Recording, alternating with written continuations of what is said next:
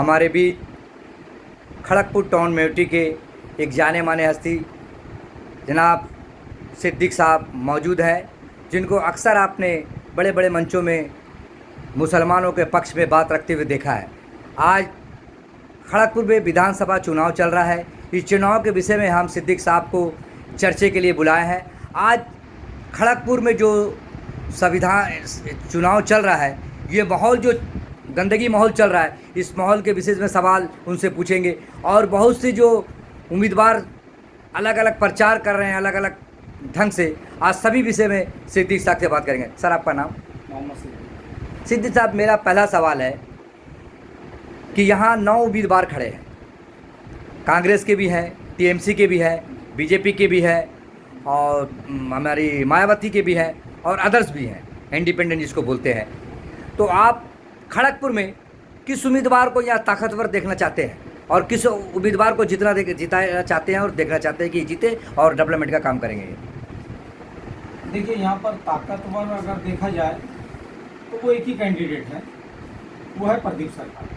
क्योंकि उसका बोर्ड है, उसके 24 काउंसिलर हैं, एट अ टाइम पूरे खड़गपुर शहर में 24 जगह मीटिंग कर रहे हैं। और बीजेपी जो है उसके 2-3 हैं और बाकी अदर्स के भी ऐसी 2-3 हैं। तो पल्ला भारी जो है वो तृणमूल कांग्रेस का ही है हर लाइन से। लेकिन मीडिया और बीजेपी के लोगों का कहना है कि इस वक्त माहौल बीजेपी का है। जिस तरह सोशल मीडिया में देखा गया है, लोगों से इंटरव्यू लिया जा रहा है, भाई किसकी सरकार बनेगी, तो बहुत से लोग बोल रहे हैं भाई टीएमसी में हम लोग इसको चाहते हैं, प्रदीप सरकार को, और जो दूसरी पक्ष में बोल रहे हैं कि टीएमसी को चाहेंगे।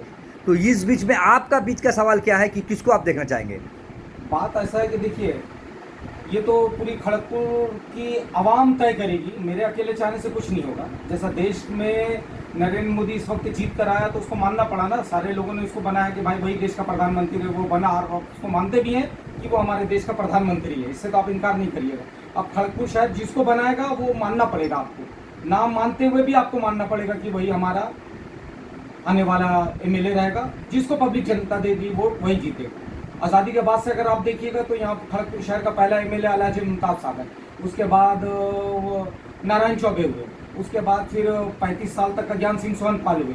उसके बाद फिर दिलीप घोष फिर एक बार हुए, 5 साल तक वो भी रहे। उसका भी मज़ा लोगों ने लिया।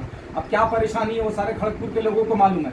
उसके बाद फिर 14 महीना 18 महीना के लिए कोविड के टाइम पर प्रदीप सरकार भी हुई।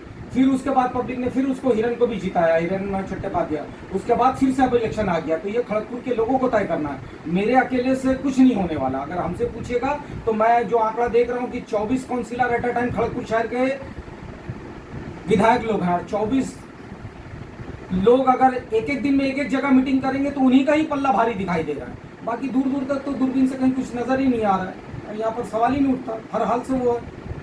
ये थे सिद्दीक साहब, जो अपनी बात बहुत दमदार से रखे हैं। थैंक यू सर बात करने के लिए।